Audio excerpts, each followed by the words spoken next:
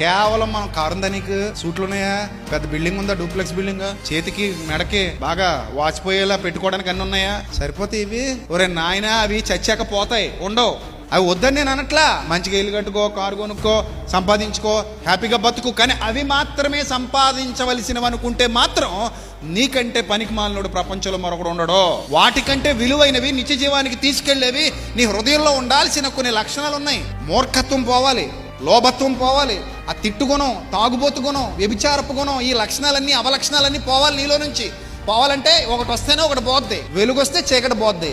చీకటి నీలో నుంచి పోవాలంటే వెలుగు సంపాదించుకోవడానికి నువ్వు ప్రయాసపడాలి. పేదరికం పోవాలంటే డబ్బు కోసం పరిగెత్తాలి. డబ్బు వచ్చినప్పుడు ఏది పోయింది? పేదరికం పోయింది. అలాగే నీలో ఉన్న చీకటి పోవాలంటే వెలుగు కోసం పరిగెత్తాలి. వెలుగు వచ్చినప్పుడు ఏం పోద్ది?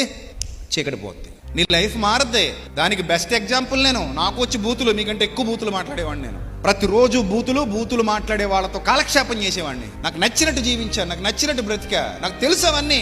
ఆ మార్గంలో నుండి ఇప్పుడు ఈ మార్గంలోకి వచ్చా. నేను ఏవేవి లేవో నా దగ్గర అవి సంపాదించుకున్నాను. నా దగ్గర ఏమీ లేవు ఒకప్పుడు. మళ్ళీ చెప్తున్నా, నా దగ్గర ఏమీ లేవు ఒకప్పుడు. ఏమీ లేని ఈ రోజు నేను చాలా ఐశ్వర్యవంతుడుగా ఉన్నాను. కారణం, నా దగ్గర లేనివన్నీ నాకు కావాలని వాటి వెంటబడ్డా, వాటి కొరకు ప్రయాసపడ్డా, వాటిని సంపాదించుకుని ఈ రోజు మీ మధ్యలో నిలబడి బోధకుడుగా మాట్లాడుతున్నా. ఒకప్పుడు నాకు లేనివి ఈ రోజు నా దగ్గర చాలా ఉన్నాయి. అవి భౌతికమైనవి కావు. నేను మాట్లాడుతున్నది అంతరంగ సంబంధమైనటువంటి ఐశ్వర్యం గురించి మాట్లాడుతున్నాను.